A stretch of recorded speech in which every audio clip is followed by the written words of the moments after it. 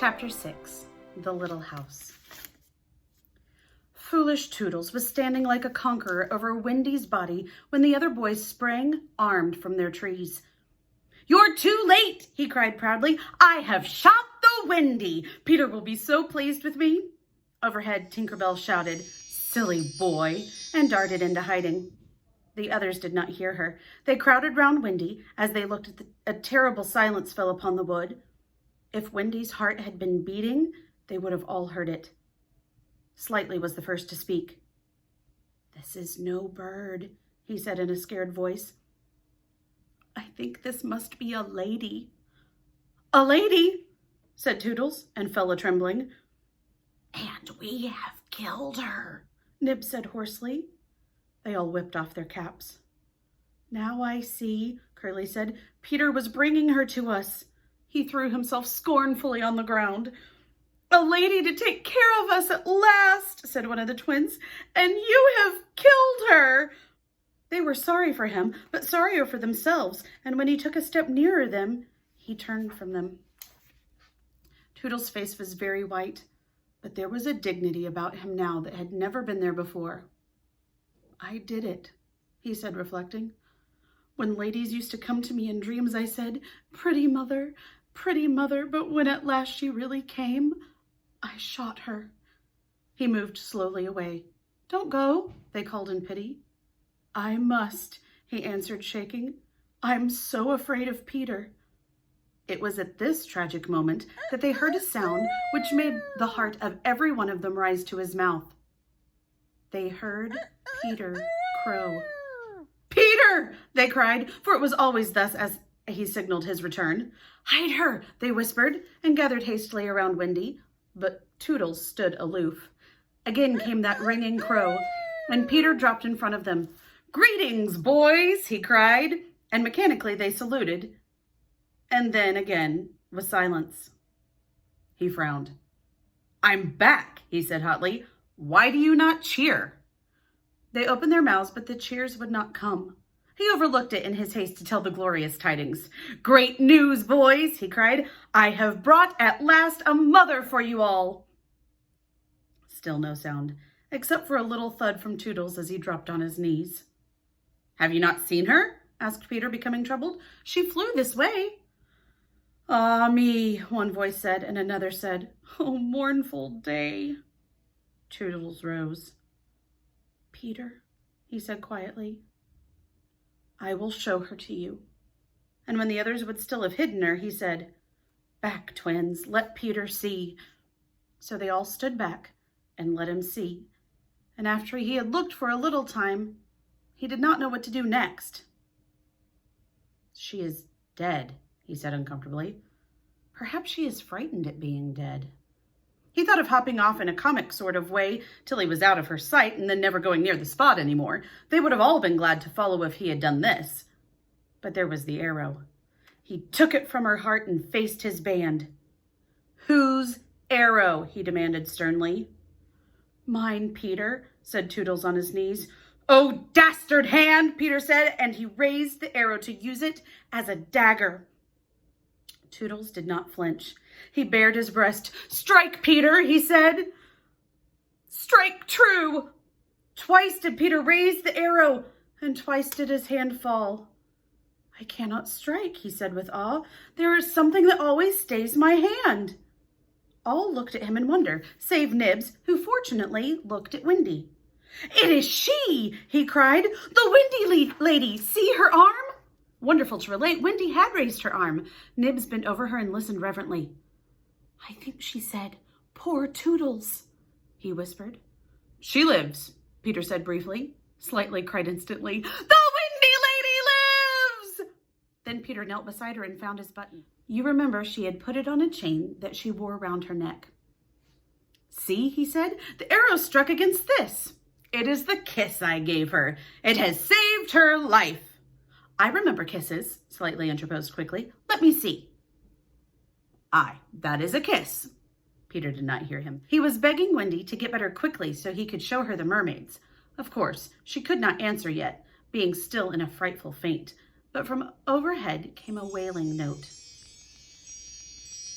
Listen to Tink, said Curly. She is crying because the windy lady lives. Then they had to tell Peter of Tink's crime, and almost never had they seen him look so stern. Listen, Tinker Bell, he cried. I am your friend no more. Be gone from me forever. She flew onto his shoulder and pleaded, but he brushed her off. Not until Wendy again raised her arm did he relent sufficiently to say, well, not forever, but for a whole week. Do you think Tinker Bell was grateful to Wendy for raising her arm? Oh dear, no.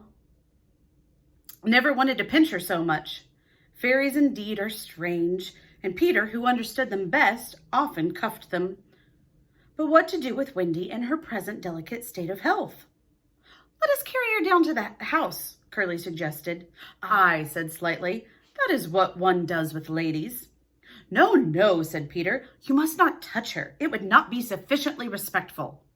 That, said Slightly, is what I was thinking. But if she lies there, Toodles said, she will die. Aye, she will die, Slightly admitted. But there is no way out. Yes, there is, cried Peter. Let us build a little house around her. They were all delighted. Quick, he ordered them. Bring me each of you the best of what we have. Gut our house. Be sharp.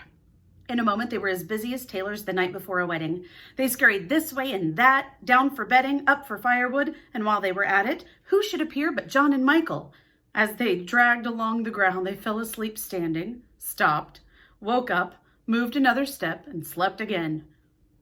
John, John, Michael would cry, wake up! Where's Nana, John, and Mother? And John would rub his eyes and mutter, it is true, we did fly. You may be sure they were very relieved to find Peter. Hello, Peter, they said. Hello, replied Peter amicably, though he had quite forgotten them. He was very busy at the moment measuring Wendy with his feet to see how large the house she would need. Of course, he meant to leave room for chairs and a table. John and Michael watched him. Is Wendy asleep? They asked. Yes. John, Michael proposed, let us wake her and get her to make supper for us. But as he said it, some of the other boys rushed on carrying branches for the building of the house. Look at them, he cried. Curly, said Peter in his most captain-y voice, see that these boys help in the building of this house. Aye, aye, sir. Build a house, John exclaimed. For the Wendy, said Curly. For Wendy? John said aghast. Why? She's only a girl. That, explained Curly, is why we are her servants. You? Wendy's servants? Yes, said Peter, and you also. Away with you. The astounded brothers were dragged away to hack and hew and carry. Chairs and a fender first, Peter ordered. Then we shall build the house around them. I said Slightly, that is how a house is built. It all comes back to me.